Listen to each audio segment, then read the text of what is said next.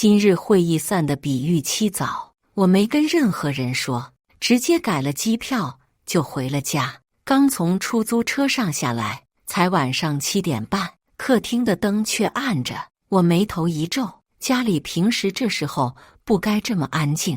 丈夫陈宇就算加班再晚，也该到家了，除非他又出去应酬。可他没跟我说过啊。我掏出钥匙，轻轻转动门锁，门没反锁。一进门，一股陌生的香水味混着熟悉的虚后水味扑鼻而来。我轻手轻脚走到客厅，灯没开，卧室的门半掩着，透出一丝昏黄的光。我心里猛地一紧，我慢慢靠近，门里传来细微的手机提示音，接着是一声轻笑，是个年轻女生。我推开门，眼前的场景让我大脑瞬间空白。大家好，开始今天的分享之前，希望你能给人间烟火点个订阅，我将会分享更多优质的内容。我的床上躺着一个20来岁的女孩，穿着陈宇那件淡蓝色的衬衫，姿势慵懒，两只脚还搭在我老公昨晚刚换的床单上。她看到我没有丝毫慌张，反而慢悠悠地笑了笑。姐，你回来啦？你是谁？我叫苏瑶。宇哥说你对他不够体贴，我来陪陪他。他说话的语气就好像在说我帮你老公拿了个快递那么随意。我拳头攥得紧紧的，但没发作。浴室里传来水流声，陈宇在洗澡。他知道他在床上吗？行，我点点头，声音小得几乎听不见。你等着。我转身走出卧室，反锁家门，没吵，没骂，也没摔门。走出房门的那一刻，我甚至听到了浴室里陈宇哼歌的声音。我拿出手机，打了2个电话。第一个打给辖区派出所报警，第二个打给陈宇公司的行政主管。我需要证人，也得按程序来。20分钟后，我在小区门口见到了行政主管，是个30多岁的男主管，姓王，人挺正直的。警察同志，你好，我是陈宇公司的行政主管王强。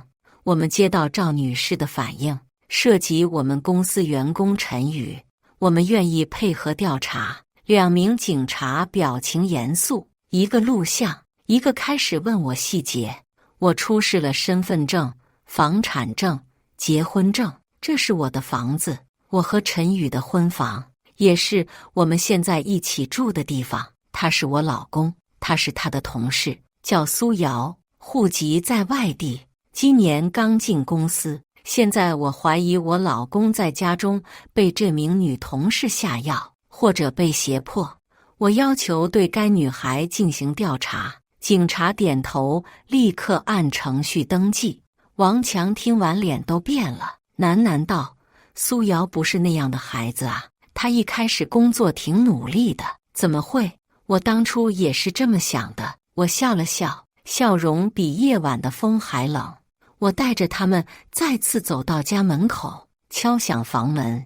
这一次屋里好久都没回应，直到警察说：我们是派出所的，有人报警，麻烦开门。没过多久，门缓缓打开，苏瑶和陈宇站在门口，他俩都换了衣服，只是陈宇的头发还湿漉漉的，脸上挂着没擦干的水珠。他看到我先是一愣，接着惊慌地叫道：你回来了，你不是说下周才？我没理他，而是看向苏瑶，你得解释解释，你在我家穿着我老公的衬衫，躺在我主卧的床上，宇哥说我能在这儿休息，你还叫他宇哥？是他让我这么叫的。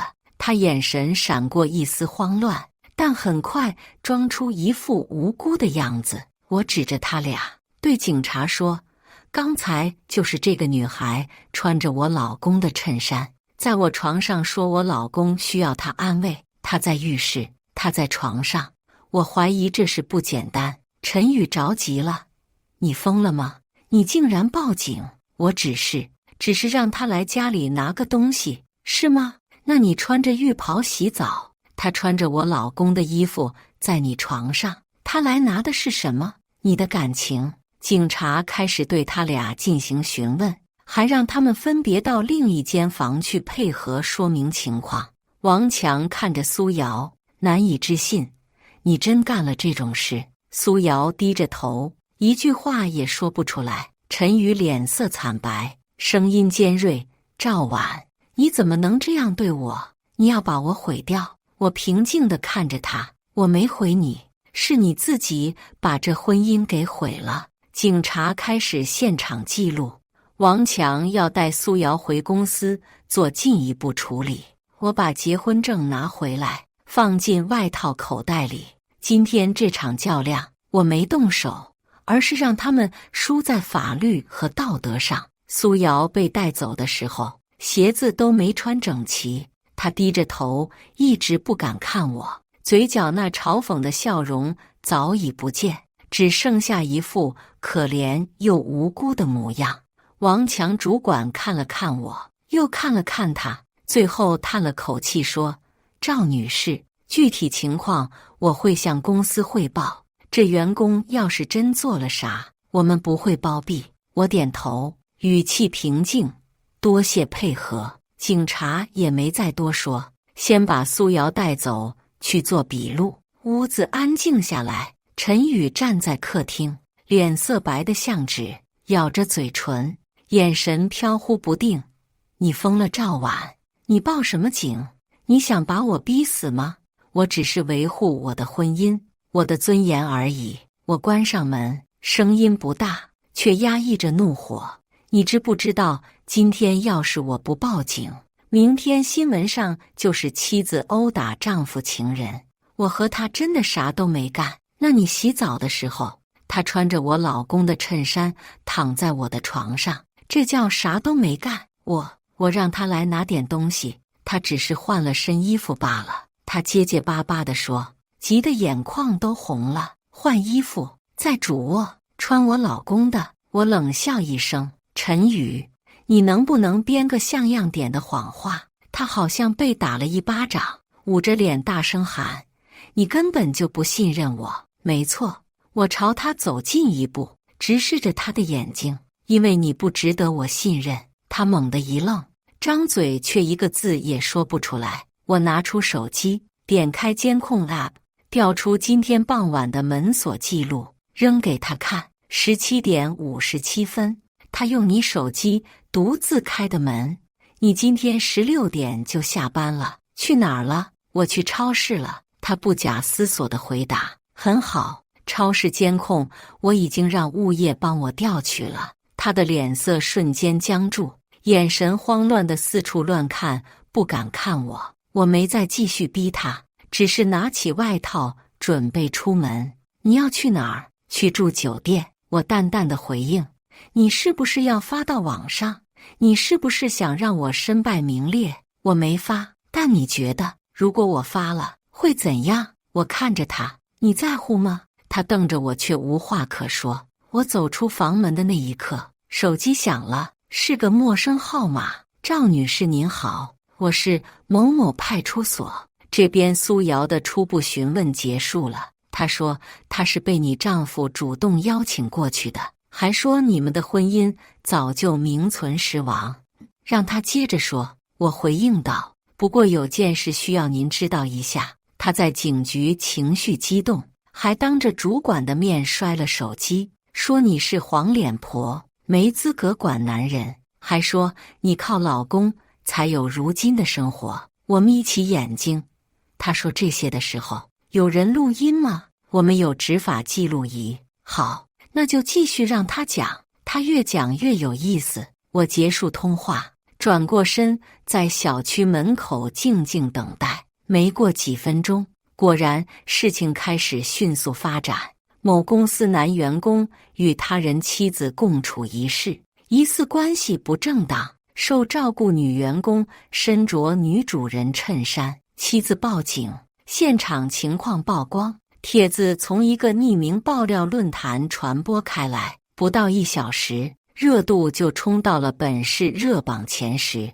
配图不是我放的，但从拍摄角度能看出是某位小区居民偷偷拍的。画面里，主管和警察站在我家门前，陈宇匆忙出门，苏瑶低着头被押走，都被拍得清清楚楚。评论区一下子热闹起来。哇，这剧情比电视剧还狗血，女主太冷静了，居然直接拿着结婚证报警，厉害！那个女员工眼神太不正了，天哪，她老公也有问题吧？什么样的人不找？找个小女生？建议把这事拿去当道德课的反面教材。我没有参与传播，但知道这事肯定瞒不住。不到晚上9点，陈宇公司的 HR 给我发信息：赵女士，不好意思打扰您，想问下今晚网络上的爆料是不是真的？需要配合您进行澄清，还是您有其他想法？我没有回复，这不是我该回应的时候。我现在只需要等待，等舆论进一步扩散，等公司开始处理，等苏瑶自以为能装无辜，却把自己一步步拖进深渊。苏瑶被带走的第2天，我请了假，在家里安静地坐了一整天。陈宇没回家，微信和电话都没有回应。他的沉默不再是回避，而是默认。只是他忘了，我可不是那种任人欺负的人。4个月前，陈宇第一次说起关照苏瑶。晚晚有个新来的女员工，家里特别困难，1个月工资只有2500，我想多关照她。我正在看报表，没抬头，多给点钱就行，走公司渠道。可她刚毕业，生活条件太差，租房太贵，我想先让她住咱们家阳台的小房间。我皱眉，让陌生人住家里不太合适吧？她才20岁，又不是坏人，而且是我亲自面试过的。家里穷得连台冰箱都没有，她妈妈患重病，家里靠借钱凑学费。我不忍心。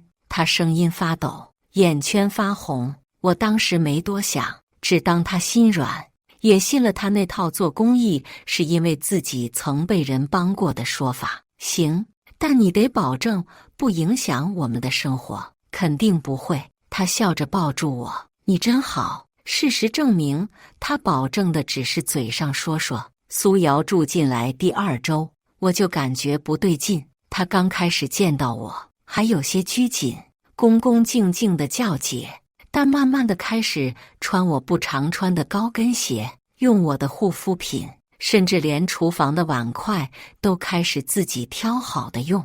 我提醒过一次，别太把自己当女主人了。她当时点头哈腰道歉，对不起姐，我只是太感激你们，不该越界。我没再说什么，女人之间有时一句话就够了。可几天后，我就看到她在厨房教陈宇炒菜，还笑着摸他的头发，动作自然得好像演过很多次。陈宇笑着打他，你就会耍贫嘴。我站在门口看着他们，突然觉得有点陌生。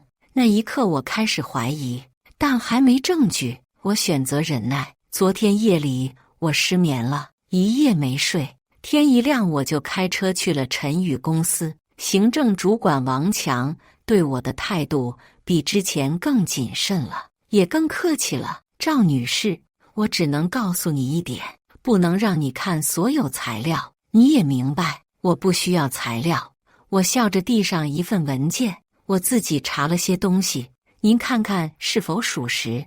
他一边看，眉头皱得越来越紧。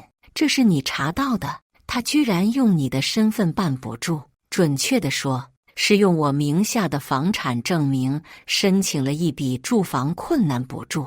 怎么做到的？我老公在公司有人脉，他擅自找人批了一份居住证明，说苏瑶住在我们家，家庭困难，公司愿意给予额外支持。王强彻底坐不住了，这就涉嫌骗补助了。他填表的时候有公司审批，你老公也签字了？对，他自己签的。我目光平静地发问，你说他究竟是受害者还是操控者呢？王强面色惨白，不住地摇头。这事儿我们得立案调查了，公司也会严肃处理。中午时分，我返回家中，顺便调出了陈宇上个月的银行卡账单明细。我和他的财产虽说并非完全绑定在一起，但他从我们共同账户划走的那笔转账，让我瞬间就把所有事情都弄清楚了。15000，备注写着瑶瑶房租生活补贴。我不禁苦笑起来，是我太过愚蠢，才会天真的以为他仅仅是单纯的做好事。晚上6点，陈宇终于回来了，一进门便质问：你都查我了，你敢做那些事，还怕我查？我望着他，眼神平静。你这是侵犯我的隐私，你凭什么查看我的账单？你用的可是我们的共同账户。他一下子愣住了，紧接着发起火来。我帮别人怎么了？我看他可怜不行吗？你看他可怜，就让他住我家，穿我的衣服，花我的钱，睡我的床。你到底想怎样？苏瑶就是个可怜的孩子，是他可怜，可你更可悲。我扔过去一叠打印好的文件，陈宇翻开看完后，脸色瞬间变了。你和他合伙伪造居住证明，申请住房补助，花钱的时候还用我房产证明的背景，这些事我原本可以不追究，但你触碰了我的底线。他咬着牙问：你要告我？要是你不收手，那就只能如此了。他一屁股坐到沙发上，脸上的防线终于彻底崩塌了。赵婉，你不是说过不管发生什么都会护着我吗？我走过去，站在他面前，语气轻柔地说道：我护着的是你，可不是一个把我当成提款机、当成傻子的人。他沉默了，过了好一会儿才小声说：他不只是可怜我有时候觉得他比你体贴。我点点头，行啊，那你可以体贴地陪着他去警局，或者去坐牢。就在这一刻，我终于彻底明白了，他不是一时糊涂，而是看透了我一直在忍耐，所以就得寸进尺，还以为我永远都不会翻脸。他错得太离谱了，我从来没动手，因为我的反击方式向来不是靠拳头。我就爱看那些人从高高在上的位置跌落的模样，尤其是当他们还自以为稳稳地站在上面的时候。3天后，陈宇公司人事处发布了一则内部通报，鉴于员工陈宇伪造居住证明、违规申领住房补贴，在公司期间严重违反纪律等状况，已启动内部调查程序，暂停其所有工作与活动权利，后续将依据情节严重程度再做处理。消息不到2小时就被扒进各大公司论坛的热门帖子之中，再加上之前丈夫关照女员工却被戴绿帽那件事，一下子把陈宇推到了舆论的风口浪尖。这次没人再为他辩解了，评论清一色是能住进别人家里勾搭人老公的女员工哪有什么困难光环可言，三观不正才是真正的穷。她跟那男的合伙演戏，骗钱又骗感情，活该如此。我坐在办公室，看着电脑屏幕上的热帖，一边喝着咖啡，一边翻看陈宇的自我辩解内容。他终于忍不住了，注册了个新微博账号发长文：我只是个普通的上班族，从小父母离异，我能有今天靠的不是欺骗，而是社会的温暖与帮助。我承认我住在赵婉家，也确实接受过她的关怀，但我从没做过越界的事，更没给任何人用过药。如今却被造谣、恶意诋毁，甚至被怀疑是第三者，我痛心极了。他写得可怜兮兮，还配上几张他小时候在破旧房子前行走，父母各自生活的老照片，下面也有几个匿名小号在拼命澄清。但那张他穿着我的衬衫躺在我的床上，还笑着说：“他说你对他不好的截图被人做成了表情包，一路挂到热搜，舆论彻底失控了。”下午3点，行政主管王强再次联系我：“赵女士，公司想跟您当面了解更多情况，您今晚方便过来一趟吗？”没问题。到了公司会议室，几个高层领导在场，连纪委都派人来了。我出示了我查到的转账记录、聊天截图以及视频监控的同步时间点。所有人看完，面面相觑。这事比我们想的严重，是他主动引诱你老公，让他用你的名义为他申请经济补贴。对，而且不止一次。我回答，他还通过他获取了我公司一位合作客户的资料，疑似想联系对方跳槽。纪委那边的人当场决定，这不仅是违反公司规定，已经涉嫌经济诈骗，我们会配合警方立案调查。那我老公呢？我顿了顿，他也有份。我们暂时不处理校外人员，但会联系他单位，让其上级配合调查。我点头，我明白。晚上8点刚回到家门就被敲响了。陈宇站在门外，素面朝天，头发凌乱，眼神发红，似乎哭了很久。我们聊聊，他声音小得几乎听不见。我没开门。你不是说我只会花钱，不懂你？我说错了，我错了，行不行？他喉咙好似被什么东西勒住一般发紧，带着哭腔的声音说道：“我真的只是心态善良，我压根就没想害你，更没预料到会走到如今这般糟糕的境地。可你最终还是离开了。”我的语气平静，我知道我让你陷入了难堪的处境。他猛地冲过来，企图拉住我的手，但我们都走过8年了，赵婉，你怎么能狠得下心来？你给我戴绿帽子的时候，可没这么不舍得吧？他瞬间像被定住了一样，呆立在原地，泪水夺眶而出。我没有，真的没有，我没和他上床，我发誓。我注视着他的双眼，没有回应，只是慢慢地从口袋里掏出一张照片。我注视着他的双眼，没有回应，只是慢慢地从口袋里掏出一张照片。照片上，陈宇和苏瑶在一家餐厅里，两人靠得很近，脸上洋溢着亲密的笑容，那姿态，任谁看了都会觉得关系匪浅。陈宇看到照片的瞬间，整个人如遭雷击，身体开始不受控制地颤抖起来。这只是普通的朋友聚餐，真的不是你想的那样。他的声音带着哭腔，却显得那么苍白无力。普通朋友，我冷笑一声。普通朋友会让他住进我们家，普通朋友会给他转钱，还伪造证明帮他骗补助。普通朋友会让他穿着我的衣服躺在我的床上。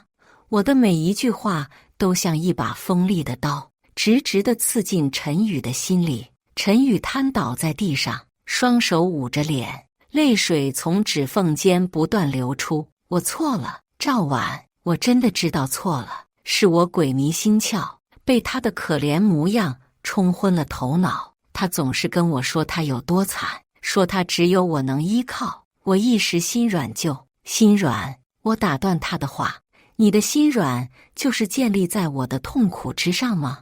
你考虑过我的感受吗？当你和他在一起的时候，有没有想过我们这么多年的感情？我的声音有些颤抖，不是因为伤心，而是因为愤怒和失望。陈宇抬起头，眼神中充满了悔恨和祈求。赵婉，再给我一次机会好不好？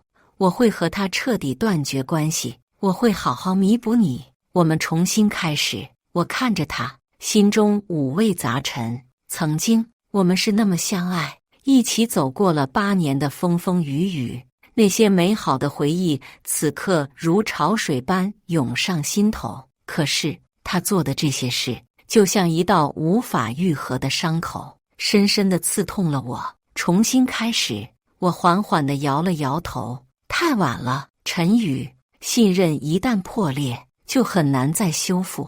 你已经不是那个我曾经深爱的男人了。现在的你让我感到陌生和害怕。陈宇还想再说些什么，但我已经不想再听了。我转身走进屋里，关上了门，将他隔绝在了门外，靠在门上。我闭上眼睛，泪水不受控制地流了下来。虽然我表面上表现得很坚强，但内心深处还是感到一阵刺痛。接下来的几天，我全身心地投入到工作中，试图用忙碌来麻痹自己。而陈宇似乎也没有放弃挽回我，他每天都会给我发消息、打电话，甚至还会在我公司楼下等我，但我都选择了无视。我不想再给他任何机会。与此同时，公司对陈宇和苏瑶的调查也在紧锣密鼓地进行着。经过一段时间的调查，真相逐渐浮出水面。原来，苏瑶并不是一个简单的女孩，她接近陈宇就是为了骗取钱财和获取更好的工作机会。她利用陈宇的心软和善良，一步步地引诱他，让他为自己做事。而陈宇也因为自己的愚蠢和贪婪，陷入了他的陷阱。公司最终做出了决定，开除陈宇和苏瑶，并将他们的违法行为移交给了警方。这个消息传来，我并没有感到太多的惊讶，只是觉得这一切终于有了一个结果。陈宇得知这个消息后，再次找到了我。这一次，他看起来憔悴不堪，眼神中充满了绝望。赵婉，我现在一无所有了，工作没了，名声也毁了，你满意了吗？他的声音中充满了怨恨。我看着他，心中没有一丝波澜。这是你自食恶果，与我无关。如果你当初没有做出那些事，又怎么会落到今天这个地步？陈宇沉默了片刻，然后突然冷笑起来。是，我是错了，但你呢？你就没有错吗？你总是那么强势，那么独立，让我觉得自己在你面前一文不值。苏瑶她虽然可怜，但她让我感受到了被需要的感觉。我听了她的话，心中一阵刺痛。原来在她心里，我一直都是这样的形象，所以你就为了那所谓的被需要的感觉，背叛了我们的感情。陈宇没有回答，只是默默地低下了头。我知道他已经无话可说了。陈宇，我们之间已经结束了。我深吸一口气，平静地说道，希望你能从这次教训中吸取经验，以后好好做人。说完，我转身离开了，没有再回头。离开陈宇后，我开始了新的生活。我把更多的时间和精力放在了工作上，不断提升自己。同时，我也开始重新审视自己的感情观，明白了在爱情中，信任和尊重是多么的重要。几个月后，我在一次行业交流活动中认识了一个男人，他叫林宇，是一个很有才华和魅力的男人。我们聊得很投机，发现彼此有很多共同的兴趣爱好。从那以后，我们开始频繁的联系，关系也逐渐升温。和林宇在一起的日子里，我感受到了前所未有的幸福和安心。他尊重我，理解我，支持我，让我重新相信了爱情。我知道，这一次，我找到了那个真正适合我的人。而陈宇，听说他离开这座城市后，去了一个偏远的地方重新开始。我希望他能真正的改过自新，找到属于自己的幸福。但无论如何，我们都已经成为了彼此生命中的过去式。那段曾经美好的婚姻，也成为了我人生中的一段回忆。在婚姻的废墟上，我经历了痛苦和挣扎，但也收获了成长和新生。我知道未来的路还很长，但我会带着这份经历，勇敢地走下去，迎接属于我的美好未来。以上就是今天分享的故事，大家有什么想说的、想吐槽的，欢迎在下方评论交流。也更希望能给人间烟火点个订阅，我将会分享更多优质的故事内容。